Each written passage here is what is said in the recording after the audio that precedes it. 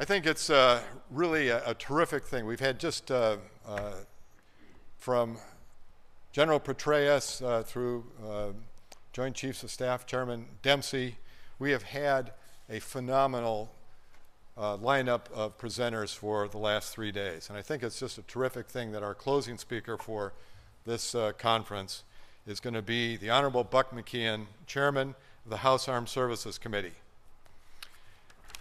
He has a bachelor's degree from Brigham Young. He was the first mayor of Santa Clarita, California. And now he is chairman of the House Armed Services Committee. Almost everything that you've heard almost every other presenter say about the resourcing for the Defense Department, the resourcing for reserve strength and reserve life begins and is appropriated in the House Armed Services Committee. The Congressman has 3 priorities for his work. Priority 1, ensuring our troops deployed in Afghanistan, Iraq, and around the world have the equipment, resources, authorities, training, and time they need to successfully complete their missions and return home. 2, building on the Armed Services Committee's strong bipartisan tradition of providing our warfighters and their families with the resources and support they need.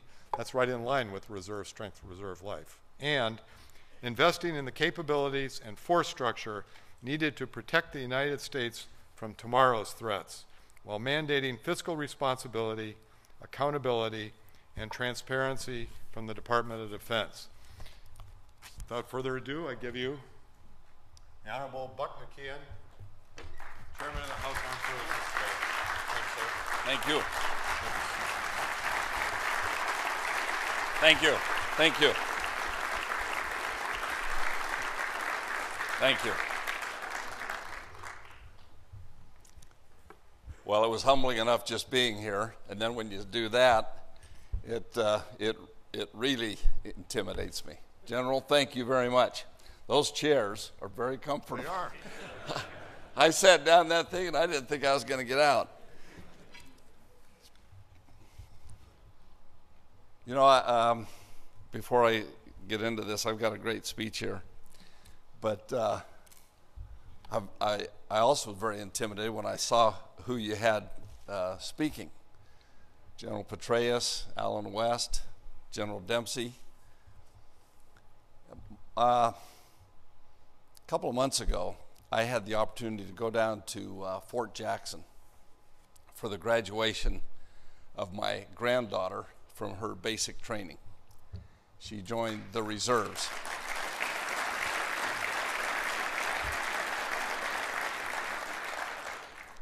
And you know, we've been fighting this war for 10 long years, and we still have these young people signing up to join up.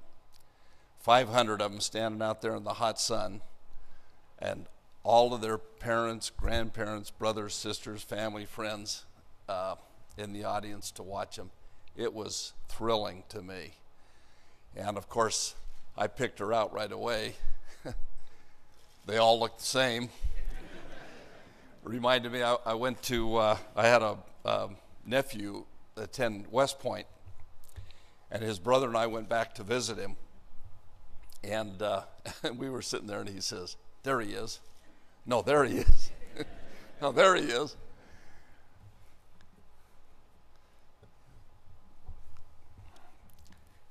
Thank you all. Thank you all for your service, for your advocacy, and thank you for what you do.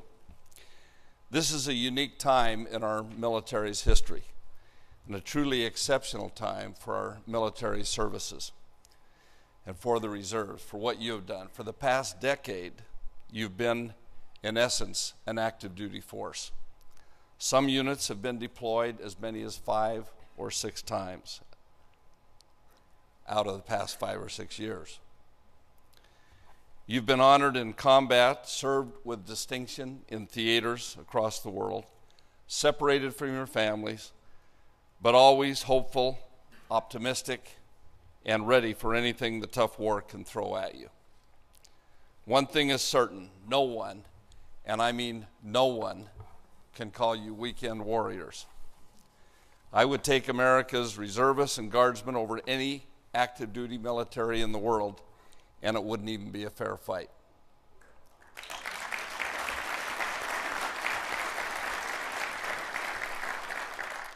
You have proven yourselves as warriors, and you have proven yourselves as citizens.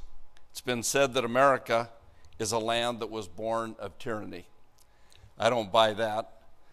We are a nation that was freed from tyranny. And it was the Minutemen, the forefathers of our reserve and guard force, who freed us from that oppression. It was Thomas Jefferson who said that for a people who are free and wish to remain so, a well-organized militia is their best security. You, as citizen soldiers and descendants of that great militia, are the backbone of our republic. You represent the pinnacle of the social contract between government and citizens. It's impossible for a government to subjugate a population when the citizens hold the power. I hope that you never forget the role that you play in this great democratic experiment, and that you never forget how vital you are to this country. We live in tough times, and frankly, a tough time to be in the military. We're facing some difficult cuts to the armed forces, and those cuts are coming during wartime. You know, I'm sure I'm older than anyone in this room, and I've seen us after. I see some kind people down here shaking their heads. But if you've studied our history, you know that after every war we've cut back, just so we won't be ready for the next one. Seems to be in our DNA. And the problem with that is that we lose a lot of people needlessly. Going across northern France at the start of World War II, we had people that were unprepared, not well trained, not well led, and we lost a lot of them that never should have happened. But after World War I, you know, the war to end all wars, we were never going to need them again. And then Korea, same thing. Vietnam. It seems like I say, it's in our DNA, but I have never seen us do it during wartime. And never the type of cuts that we're seeing right now. Some of you may have taken note of the President's new defense strategy and the new defense budget. We've cut $500 billion out of defense. I talked to Admiral Mullen just before he retired. He said, I've asked the chiefs to find $465 billion in cuts for the budget next year. That was based on a speech that the President gave, that we got to cut $400 billion more out of defense. And then that just automatically, with a speech and a press conference, changed our strategy from being one since World War II, being able to defend 2 wars, down to maybe 1. Another $500 billion will be cut if we don't fix sequestration. So we're looking at $1 trillion in the next year being cut out of our defense over the next 10 years. The active duty Army will shrink approximately 80,000 and the Marines 20,000.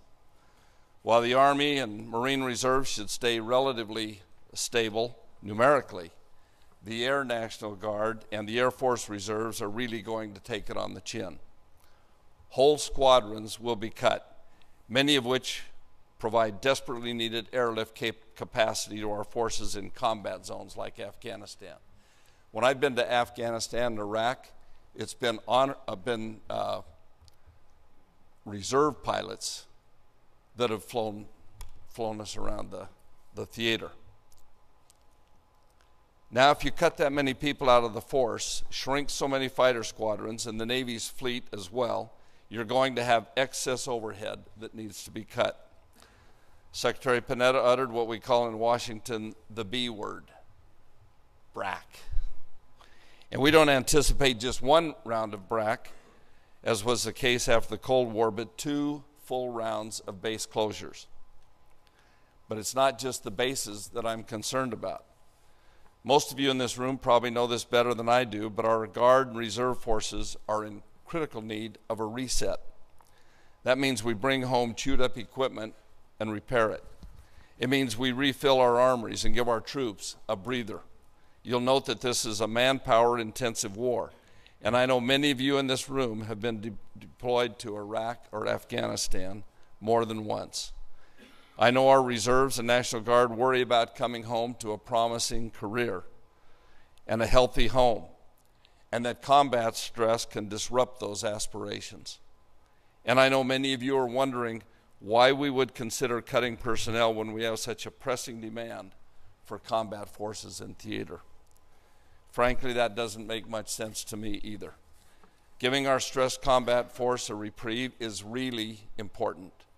You've fought valiantly and have never complained, never let up, and never let the enemy slip into comfort or complacency. The sacrifices you have made are immense, and they are appreciated. It's because of those reasons I strongly believe that this generation, the 9/11 generation, is our greatest generation. Just as we have to repair our military equipment, we have to make sure that we repair our military personnel. That means giving them the best medical care on the planet. It means ensuring they have access to the best jobs and educational opportunities. And it means that they're given the best mental health care available. You've sacrificed for us, and I have no problem telling my congressional colleagues that we must sacrifice for you. Caring for our troops will continue to be one of my core missions on the Armed Services Committee.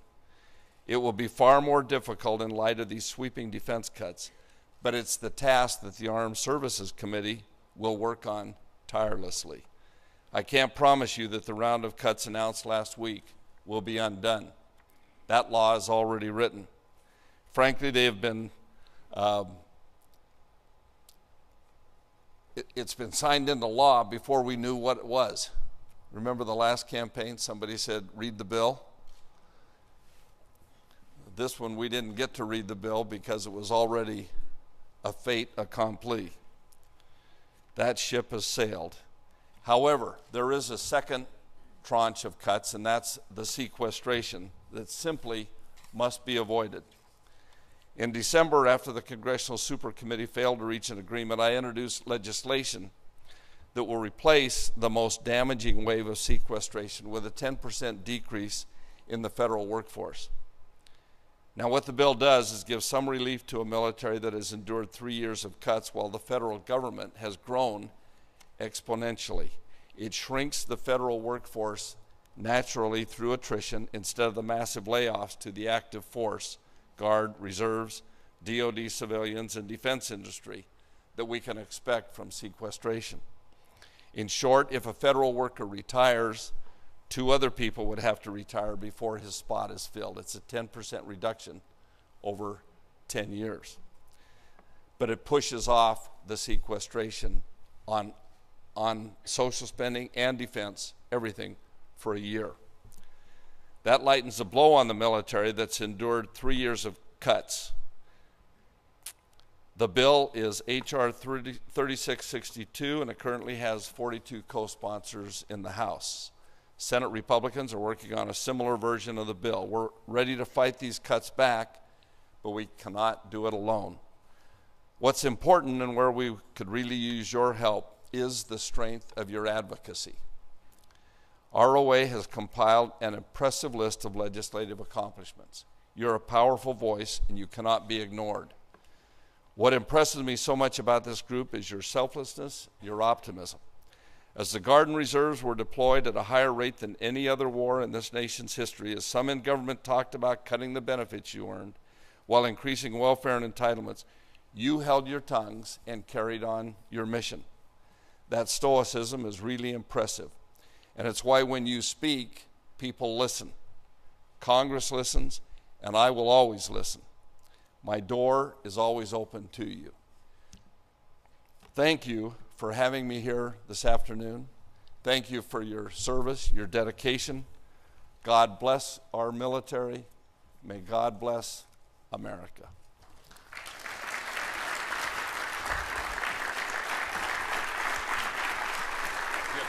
some questions? I do. Okay. The way we do this is they'll give me cards from the audience.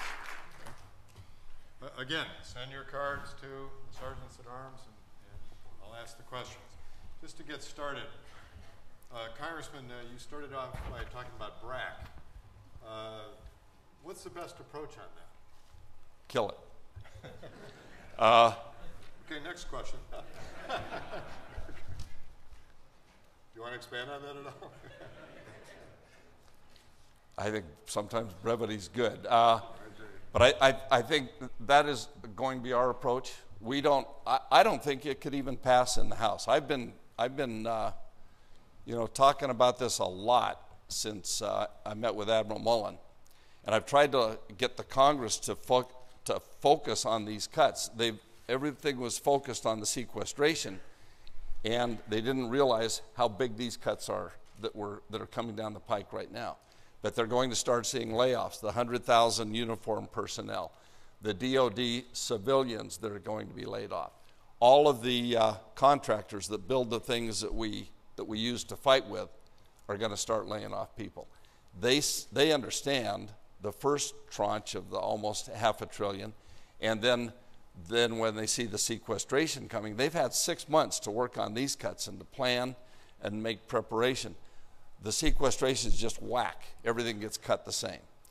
So I think as they start seeing these announcements of layoffs and stuff at home, and when they start hearing about BRAC, and there's an election coming up, I think their courage is going to dissipate very quickly. And I think I'm going to not put it in our bill. So probably if you have any senators that are friends or anybody that knows any senators, you might tell them not to put it in their bill. And when the president threatens to veto it and they put it in their bill, then we fight it out in conference. That's kind of how we're looking at the scenario as we go through this year. But one thing I want to do is hold hearings and find out if we've really saved anything from the last BRACs that we've done. I'm not saying we don't have excess properties and things that we could do away with, but I had a friend call me who used to be in the Congress and served on a BRAC commission. So much for brevity. And he said, the problem is when it gets down to vote time, everybody gets a little weak in the knees because, people come to them and say, hey, we got to keep this base. We got to keep this base. This is very important, for all the reasons. And a lot of them are right. But anyway, we're going to fight BRAC, and I don't want to see it come through. At some point you give up this land, and then at some point you may need it. Then how do you get it back? I mean, even the bases we have, they're encroaching. They're cutting down. You can't fly here. You can't cross the beach at Camp Pendleton because there might be some endangered species there. This is. I've been there. One thing we haven't talked about in any of these presentations, reserve unemployment in the 18 to 25-year-old peer group is 37%, which is Wow. 4 times the national rate, and it is 10% higher than the unemployment rate for the active component soldiers who are returning and leaving the active force and looking for jobs.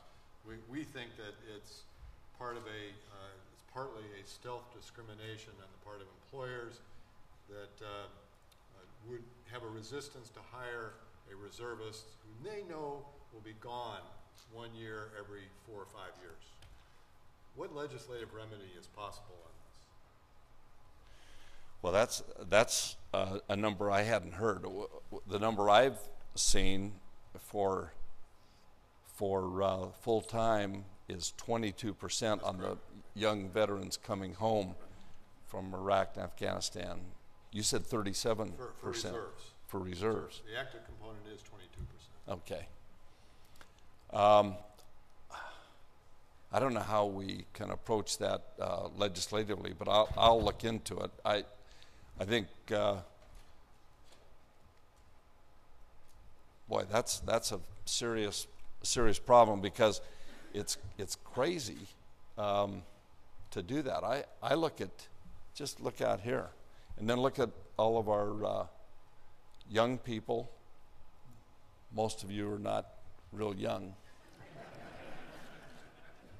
Compared to me, you are, but I mean, you know.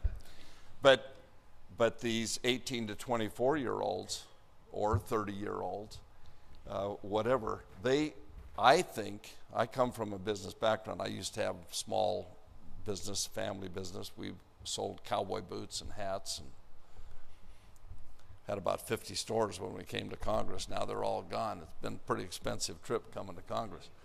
But I looked at veterans as great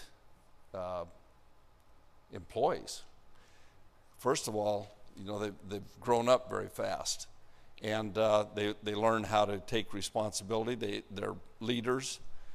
They can do things that most young people wouldn't even attempt to do, and that carries throughout you know, whatever age. All of the experience you have in the military. I understand there's a problem with you know, if somebody's going to be gone 1 year out of 4 or 1 year out of 5, that could cause a problem. But there are companies, I heard that Sears and some other companies are doing a fantastic job of supporting, and a lot of the companies I call on, of course, a lot of them are defense companies, but they do all they can to hire reservists and guardsmen and veterans, because they appreciate the service and they appreciate that they'll be great employees.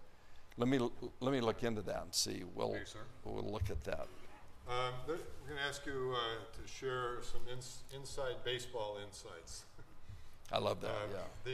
The House Armed Services Committee is recognized in a fairly toxic partisan Washington environment of being professional, knowledgeable committee that's less partisan than some committees in the Congress.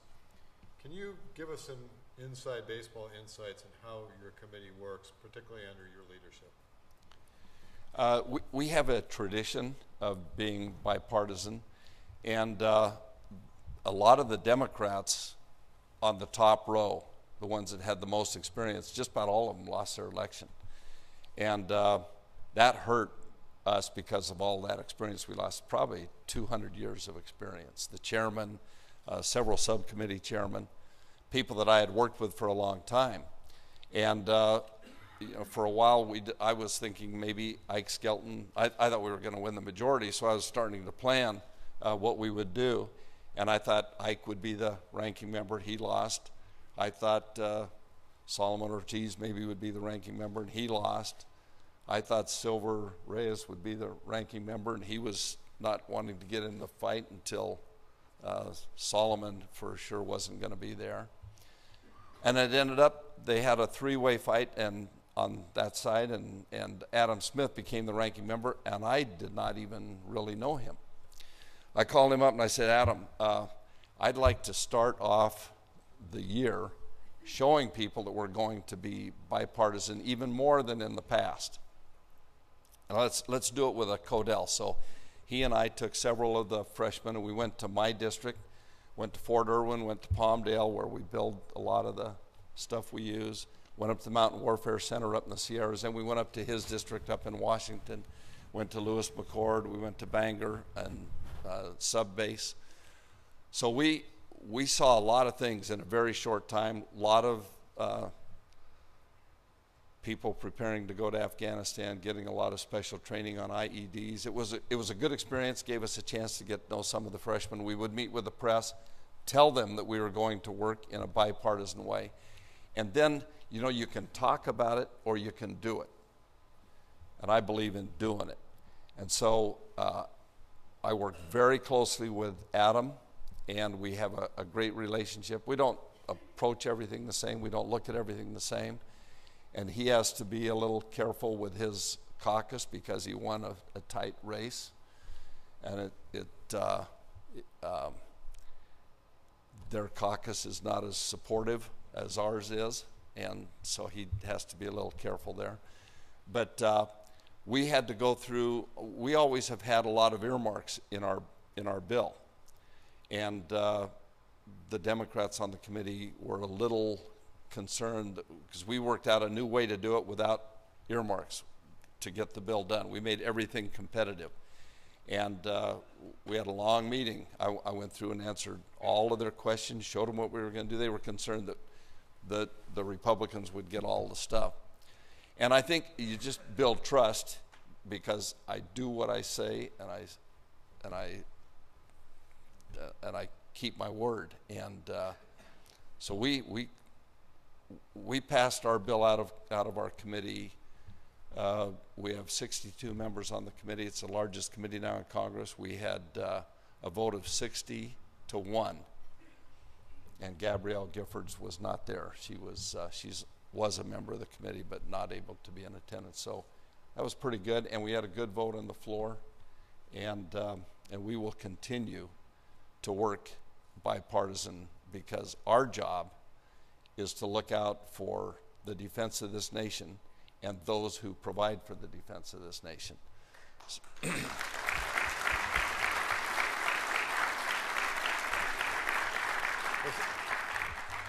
Sir, I'm sure we could keep you up here pounded with questions for an hour, but your staff says that you'd all fall asleep. The sucking wind of Capitol Hill is pulling you back there, and that they need you back up on the hill now. But before you go, we have a couple things. We have for your desk, we have an ROA Thank coin. you.